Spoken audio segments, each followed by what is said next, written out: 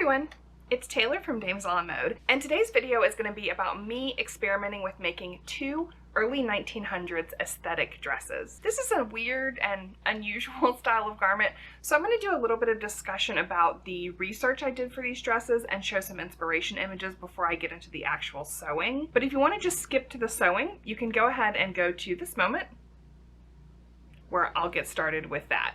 So today I know we use the term, aesthetic to basically mean like anything that we like, but that word actually does have a real meaning. The aesthetic movement was a cultural and artistic movement that took place in the last half of the 19th century and into the early 20th century. It celebrated beauty and nature and was a rejection of some of the rigidity and moralism that was really prevalent in parts of 19th century society. It was definitely considered radical by the establishment and was championed by people like Oscar Wilde, William Morris, and Gustav Klimt. There are a lot of facets of the aesthetic movement, but the one I'm going to be exploring today is obviously some of the clothing from this period. Now, this whole movement spanned over 50 years, and the clothing specifically influenced styles well into the 20th century, so I'm just talking about a little teeny tiny part of the clothing of the aesthetic movement as a whole, and I'm just focusing on about 1900 to 1910. I should also point out that this style of dress is often referred to as artistic dress or reform dress or artistic reform dress. And if you're interested in reading more about the scholarship of those terms, I'm going to link to a blog by historian Robin Calvert, who's done a lot of scholarly research into this topic. So if you want to read more about that, take a look at the link down below in the description. I basically use the terms interchangeably while I'm doing this video, so you might notice that I'm jumping back and forth between them sometimes. So let's get to the actual garments. The primary design feature of these garments seems to be that they're mostly just unfitted. Sometimes they're entirely loose and totally flowy, and other times they have things that kind of manage some of their fullness, like a belt or a tabard. But almost universally, they could have been worn without corsetry. Not always. Sometimes you can tell in pictures that the people are wearing corsets under their gowns, but they could have been worn without corsets, and often were. Remember that sort of flexibility and looseness and naturalism was part of this whole movement, so the clothing really embraced that as well. Freedom and comfort were really championed during this period. The dresses are often made with really interesting textiles that sometimes have elements of really beautiful embroidery or bold designs, or textiles that look and feel really natural. One thing I realized as I was researching these is there's a lot of variety, and it seems like there was a lot of experimentation going on with the making of these garments, which is one of the reasons why I decided to just sort of dive in and see what I could figure out without having really any kind of guideline to go by. I sort of have a feeling that's the same way that they were making the dresses back then too, since these were just very different from anything that had come before them. The only rule I really try to follow is just don't make it too tight. Now, as you probably saw from the thumbnail and the title, I did end up making two dresses, and the why of me doing that will become clear as the video progresses. But I was initially inspired by this bold piece of graphic silk that I found from a friend who was destashing it in a Facebook group, and this is basically what inspired this whole project. I was just really captivated by how this looked and loved sort of the bold geometric design that you get here, and it reminded me of some of the ones that you see from this period. I only had about 6 yards of this fabric, so I didn't have a lot of wiggle room to make mistakes, and since this was just so different from anything I'd made before and I wasn't sure how it was going to turn out, I decided to make a full wearable mock-up of the garment before I started on the actual garment. A wearable mock-up is an option when you want to really try out the full pattern of something, but you don't want to waste a precious or rare or expensive fabric. It's essentially like a much more casual version of the finished garment, where if you totally mess it up, it's not a disaster, but if it works out well, then you have something that you can actually wear. It's really a win-win. I usually don't do these because they're time-consuming and they do take up a lot of materials, but in this instance I thought, this is such an experiment that I don't want to waste my silk and really mess something up, and it would help me sort of work out any disastrous things on that first go around and set it with my silk fabric. I also decided to do the wearable mock-up because I had this beautiful piece of linen in my stash that I'd had for well over a decade, and I also only had 4.5 yards of it, so it was a really weird amount that I couldn't think of anything else to do with it, and I thought it would be a perfect opportunity to use it for this project. I knew if it worked, it would be a really good use of it, and if it was a total failure, then I at least have something really comfortable, if not a little bit weird, that I could just wear around my house. So, what's there to lose? For the mock-up, I was specifically inspired by this dress, which I found on Pinterest and I think is a portrait of Sonia Nips, who is a patron of Gustav Klimt, the artist who is a major player in the aesthetic movement. So now that I have the fabric picked out and the initial design, at least in my head a little bit, we can start getting to the actual sewing of the project.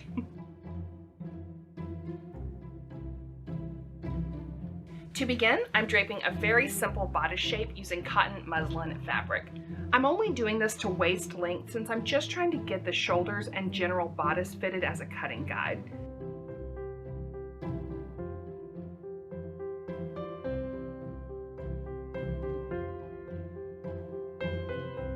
I'm doing several try-ons as I go just to make sure it's looking okay. All right, here is the first draft of the aesthetic dress. So I have added a pleat to the center back. This is really common in aesthetic dresses of this period, which allows for not only a really attractive flow of fabric, but it makes it fit a lot closer because it's loose around your hips and your butt, so it's not tight there. It's just a way to build in some extra fabric. I just have one end because that was the width of my muslin that I'm working with, but I'll probably be able to do either a deeper pleat or more pleats on my actual fabric once I get it done. This is just sort of test out how that was going to look. It's nice and smooth up here. This is too curved, so I'm gonna flatten this out so that it's more straight. And I think I like these lower dropped shoulders instead of it being higher up. As you can see, it's just very baggy here under the bust, which is exactly what's supposed to happen. I might possibly put in a pleat here at the waist or a belt that'll come forward. I'm really not sure. My inspiration garment doesn't appear to have anything. It's sort of hard to imagine because it's very weird to not wear historical clothing that's at least somewhat form-fitting. So this is gonna be like a very glamorous sack, and I think I'm having a very hard time imagining what that's going to look like. And I don't want to mock the whole thing up out of muslin. One thing, because it's really wasteful, and two, because this fabric isn't going to behave like my fashion fabric anyway. So there's not really much of a point to it. You know, the fitting areas here, that's what I need to make sure I've got right. And then I can kind of play with everything else. I just don't know. I'm going to have to put it together and then see how it looks. All right, I think what I'm gonna do is I'm just gonna go ahead and make up the body, and then I'll figure out once I have it on what I want the sleeves to look like. Boy, this is a real like YOLO kind of project. I mean, I guess that's great. Like, that's the whole point of these aesthetic dresses, is you're like sort of breaking all the rules and being creative and comfortable and flowy. So I'm gonna just embrace that. Aesthetic. All right, here are my actual draped on me pattern shapes for the top of it. This is the front. It's gonna close center front here. This is the back. This is going to be on the fold, and it's just going to be the width of the fabric. And then I've also drawn out a diagram of what the actual long pieces are going to look like. So I want it to be 62 inches along the front. That's basically like my throat to the floor. That includes 2 inches for seam allowance because I'm actually only 60 inches. I have it at 64 at the side, 64 at this side, and then it's going to go all the way back to 70 at the very center back. So it's going to have this nice sort of sweepy train on it, which I think will be really pretty. This piece here is just going to be the actual width of the fabric itself, and then I'm just going to pleat it down to fit me. So however many pleats I can get or however deep they can be, the extra volume is just going to look beautiful, so that's no problem at all. And then this is the actual width of the front piece here. So that's it, really simple. Obviously there's no sleeves yet, but this is basically what I'm starting out with. To cut the actual fashion fabric, I used my bodice pieces as a guide and then just measured down from the bodice to create the length that I needed. I chalked along the measurement and then pinned down along the whole edge to keep everything even, and then I went ahead and cut. There are 2 front pieces and 1 back piece, which is just cut as one on the fold. I made the back as wide as my fabric would allow while still keeping the proper angle for the back side cut. Now, because this is linen that shreds quite a bit, I zigzagged the entire top and sides of all of the cut pieces. I left the bottom raw since that will be hemmed, but everything else got zigzagged. This will just prevent it from unraveling during regular wear and makes it more durable for washing. You could also do something like French seams on the sides if you wanted to, but this method is much faster and I think a little bit easier.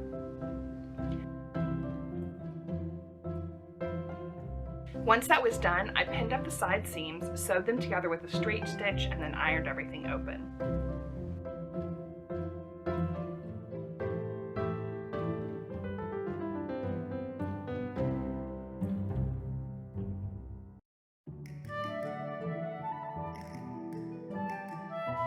Now it's time for the fun part, pleating the back.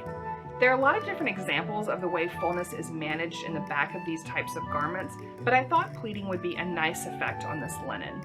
I'll go ahead and spoil it a bit and admit that the end result is a little bit droopier than I would have liked, but this does have a really beautiful impact. This linen is super flowy and very soft, so it does move nicely. I'm not measuring these or anything, but rather just doing this all by eye. These are basically just big double box pleats, and it's the exact same method I use for pleating the back of an 18th century robe à la Française. It takes a little bit of fiddling, but it really looks more complicated than it actually is.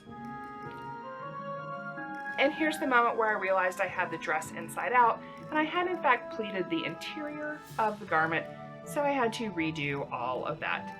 Big sigh. I just have it pinned together, but you can get an idea of how it looks. Boat neck is nice. I have the pleats pinned in the back. It's very Padme right now. Like, I look like Padme Amidala, which I'm sort of into. It definitely has like the flowy look. I don't know if I can get the flow, like, hang on, let me drop this. There you go, you can sort of see it. Oh, it's so beautiful. It is very flowy and lovely. It's nice along here. It's definitely a glamorous stack, for sure. Okay, I think I'm actually pretty happy with this. So I think I'll go ahead and sew in the pleats first. I'm just gonna hand stitch them in just to anchor them, and then I'll kind of fiddle with them more. And then I'm gonna finish off the shoulders and then the front. This has been an interesting experiment. I basted down the pleats, sewed the shoulders closed, and then I finished off the center front of the gown. To do this, I pinned up the entire front of the garment and sewed it closed, leaving the top about 8 inches open, which will make it easier to get on. I then ironed that seam, including ironing the opening back to finish that unsewn edge. I used the selvage edge of the fabric, so it didn't require any extra finishing, but had this been a raw seam, I would have turned it under and felled this spot. Now it's time for another try-on.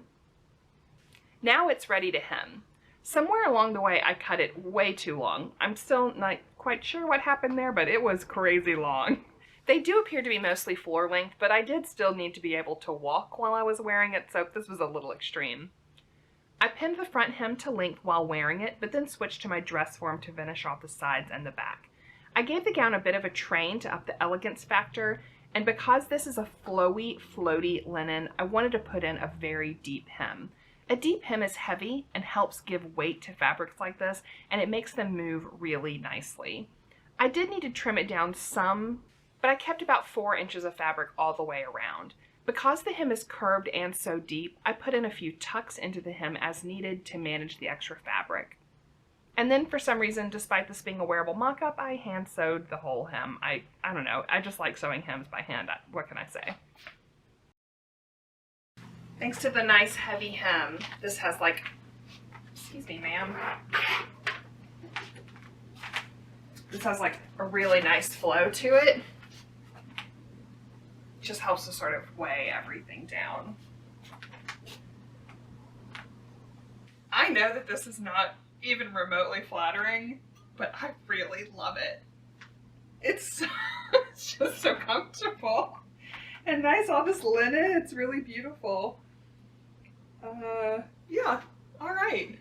I had some time to do some hand sewing, so I have applied velvet ribbon along the front edges of the whole thing. I really love the way that this looks. Obviously it needs to be pressed again because it's been drug around in a bag for a few days. But it makes it look like it closes center front. Here's the neckline. I just haven't finished this off, so it's sort of loose, and then I'll probably have this closed with a hook and eye or a clasp or something like that. But you can get a really nice sense of how it's going to look. I love this color of ribbon. This is just something I had in my stash. It's just some vintage velvet ribbon, and I can't believe how well it matches. That's really nice. My next step is that I'm going to fiddle with these back pleats. I think they're too wide right now. They're also a little bit too big. I need to narrow them a bit, but I think the overall look is like maybe a little too heavy. So I'm just going to fiddle with these some more and see if I can get like a narrower line down the back. And I think that'll look a little bit more elegant. So I redid the pleats for a third time, and I really prefer the narrower version of them. And then I hand sewed them down for about 5 inches with a back stitch. So one of the reasons that I haven't even talked about sleeves yet is because I wasn't sure how much fabric I was going to have left, and it's not a ton.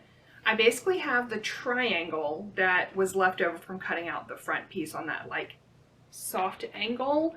So this is what I have left. Sleeves do take up a surprising amount of fabric, and especially when you have a pattern on them like a stripe, so I have to like, you know, stay within the bounds of what the design of the fabric. So I have just created a very simple basic sleeve shape, and I'm going to see what I can get out of this. It's just going to be a loose sort of open sleeve. I don't know how long I'm going to be able to make it because I don't know how it's going to fit on here. So I just need to play around with the pattern pieces a little bit and see what I'm able to do. I would love to have a nice long sleeve on this, but that's just not going to happen with what I have left. So let's see what we can manage. This is a very simple basic sleeve pattern that I've used before, so I didn't worry about doing a mock-up.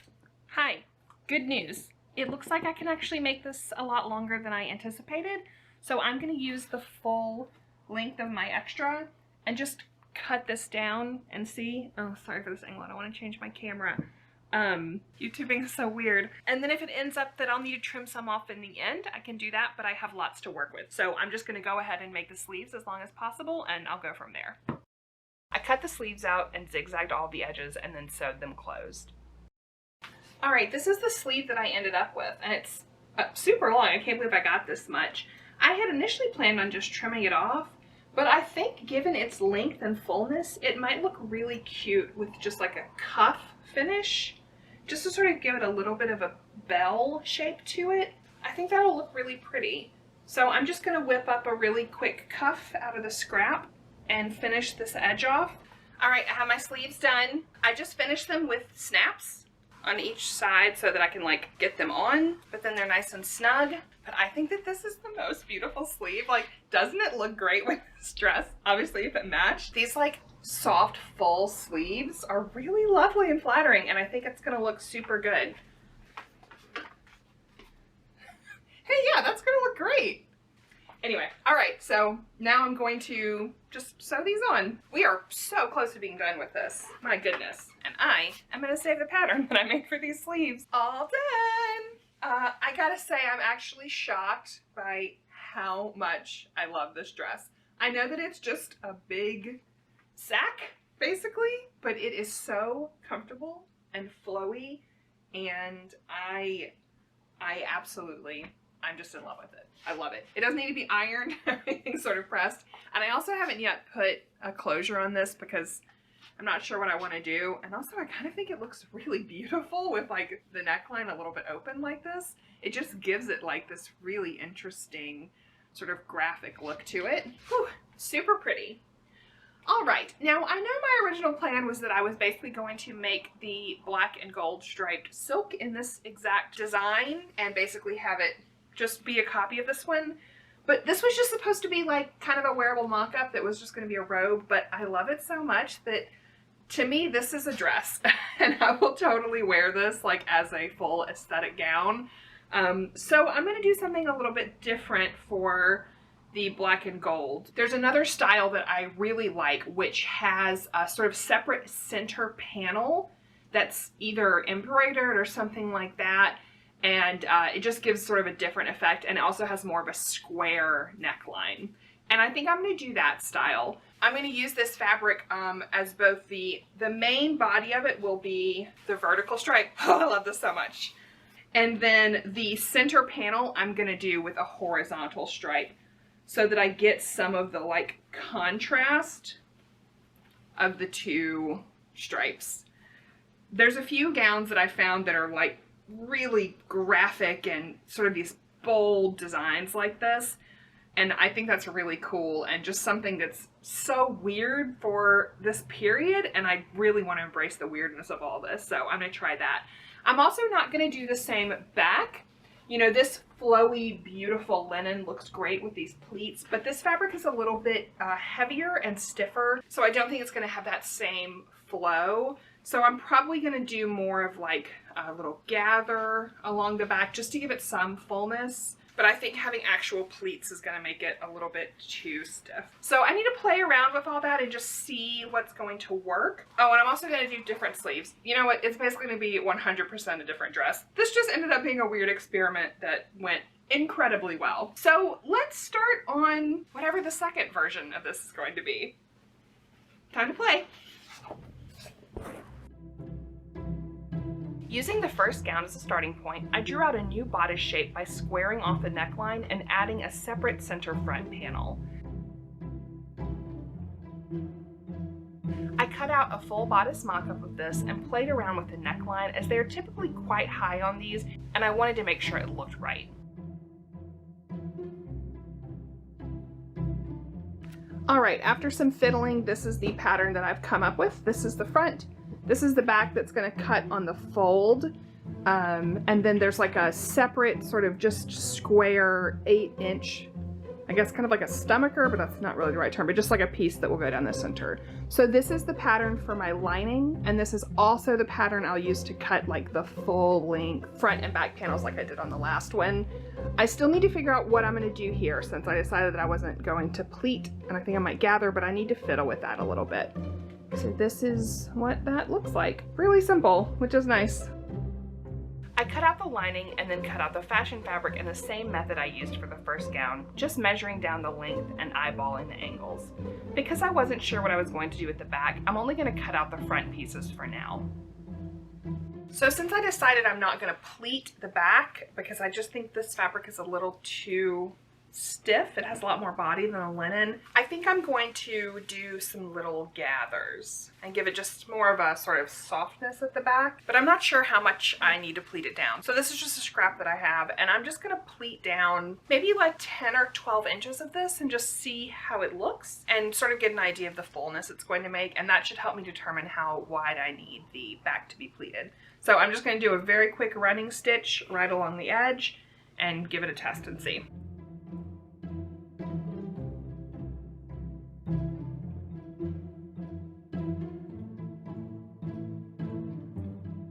Alright, this plan did not really work out. I don't know if you can tell, but it's very hunchy.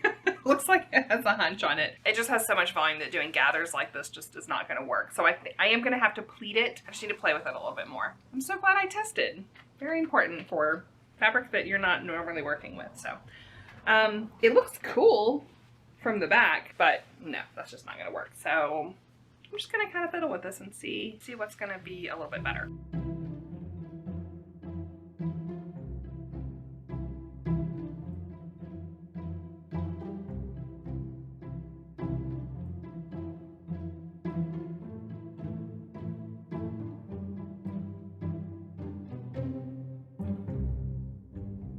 Okay, so I think I really like the way this looks. This is an inverted box pleat. So where on my previous one it was pleated out, this is pleated in. So it helps to sort of maintain like a smooth back, but it's going to open up and allow for more fullness. This obviously is a very shallow pleat because I don't have a lot of extra fabric here, but I think I could actually handle a much deeper one and maybe even a double box pleat. I think this is a really cool effect. Now that we know what the design will look like, I'm ready to cut the back, and again I'm using the full width of the fabric. This one was just only slightly longer than floor length, but doesn't have much of a train on it at all. One, I wanted a different look, and two, the weave of this fabric could be really torn up if it drug along the ground, and I didn't want to fiddle with having to put in a hem facing.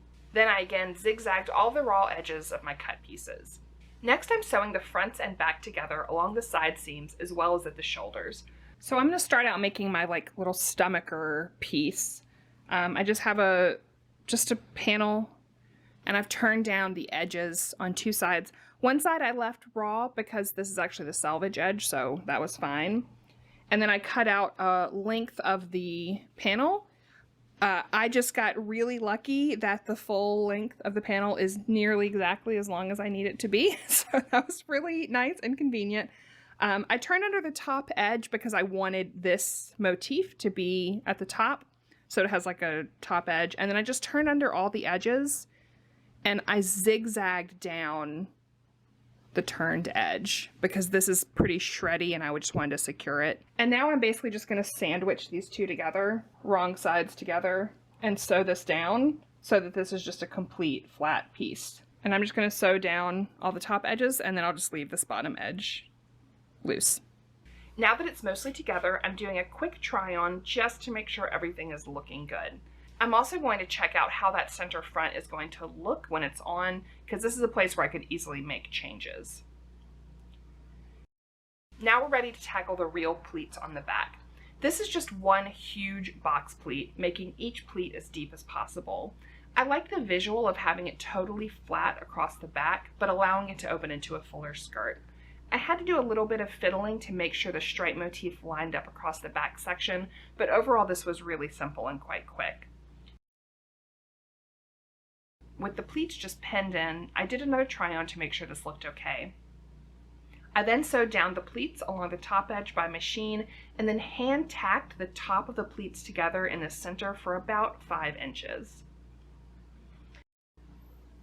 Now, unlike my other one, I did add a lining to the bodice of this gown.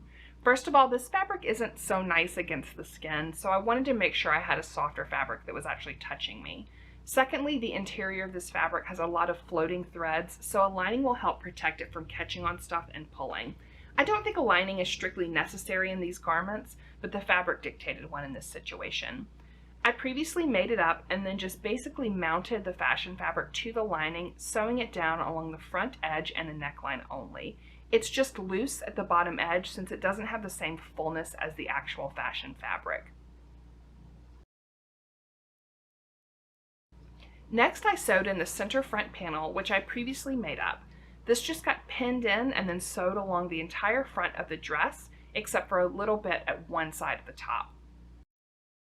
Okay, I have the center front panel all sewn on to about right here. From here to here, I just have it pinned for now, and then it's open for here. So I'm gonna have to put this on over my head. So I think what I'm going to do is finish off this edge with snaps so that I can open it up to take it on and off, because otherwise the neckline is too narrow for me to get in comfortably. So I think that's what I'm going to do. I wasn't sure how far down the opening needed to go, so that's why I basically just stopped at the waist. So I'm just going to finish up this last bit here on the machine, and then I'll sew in the snaps to close this here. Better look at it, you can see.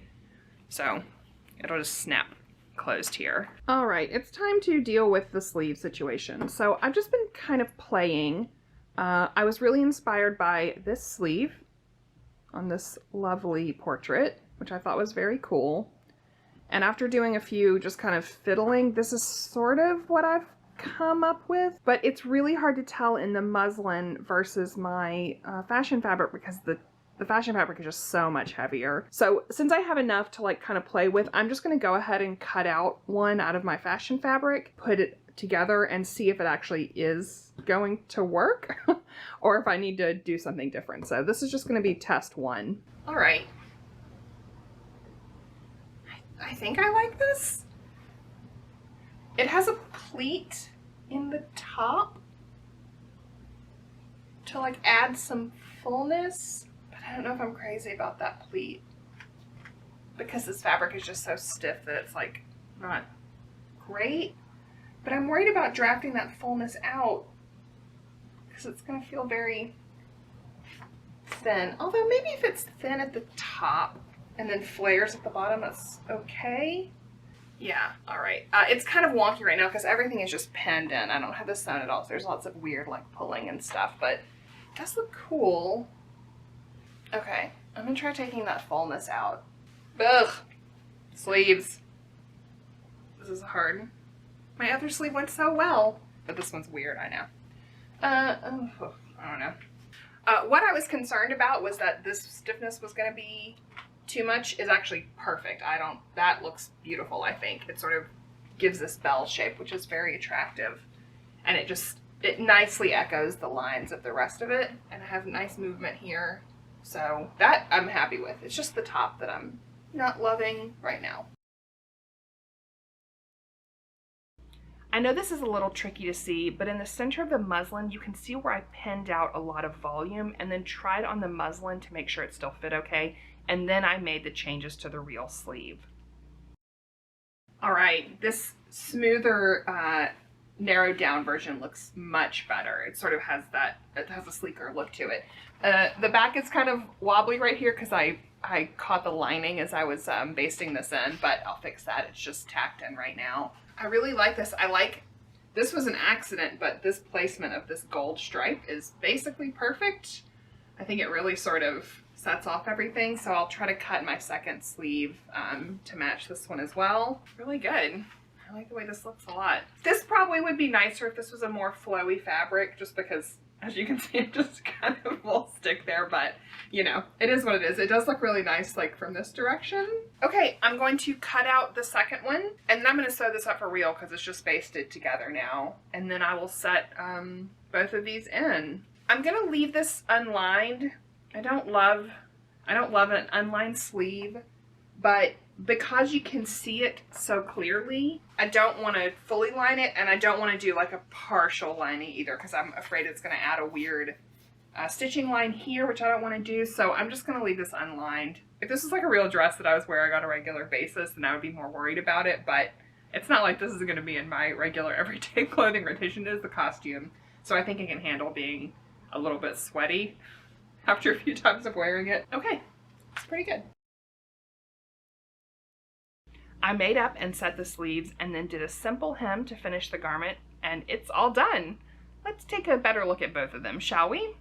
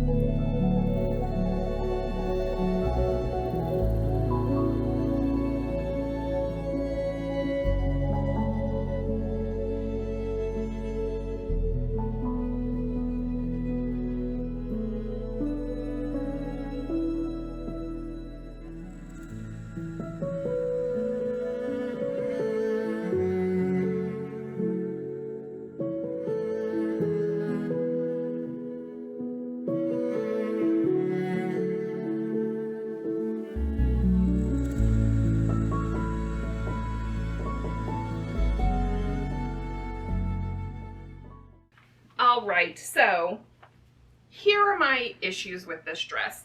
The fabric is a little too stiff, so all the ones that I was sort of using as the inspiration for this one are much flowier fabrics, so there's kind of this rigidity to it that's not great.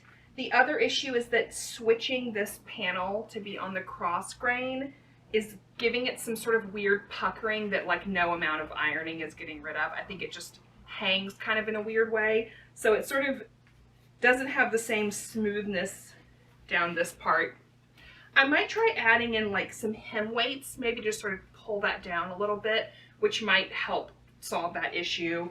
I probably should have cut the front panel more straight. It has a flare to it now, and I think if this was a softer fabric, like that would be just fine, but because it's this different fabric, it sort of has this permanent shape to it. Other than that, like, I'm pretty happy with it. I think it looks cool. It's gonna look great like in a sea breeze where it'll sort of fluff out and everything. The sleeves are amazing. Again, they would be better if they were a softer fabric, but I kind of love that they are structured in this. They're really fun. I made this dress start to finish in the span of 6 days. It was so easy to make. And I didn't even like work on it every day during those 6 days. So it was super, super simple. As far as like effort for result, this is pretty high up there on the list of like super fun things to wear. And I cannot wait to stand on a seaside cliff and let it blow in the breeze. It'll be really nice. And it's just a great sort of dramatic loungy wear dress. So I started out hoping to make 2 versions of the same dress, and I ended up making 2 wildly different dresses. They're so different from each other in the way that they feel, their overall look. You know, I think that they're both totally cool in their own way.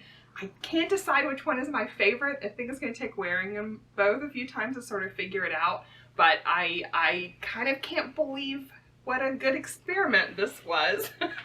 I feel very aesthetic, so it's perfect. I think Gustav Klimt would have been delighted to paint some pictures of me. At least that's what I'm going to tell myself. And I certainly would be very comfortable standing in an artist studio for hours and hours. And compared to the structure of most Edwardian garments, this is like, I mean, wearing a caftan. Like, it's fantastic. All right, so I'm curious to know, which one do you like best? Do you prefer the gold and black stripe made out of silk, or do you prefer the blue stripe made out of linen? Let me know. Let me know which one you like best, and let me know which one you think you're gonna make. All right, thanks for watching. I hope you enjoyed this sewing experiment. And when we go to Prince Edward Island, I'll make sure to share lots of pictures of these both billowing in the sea breeze. Okay, bye.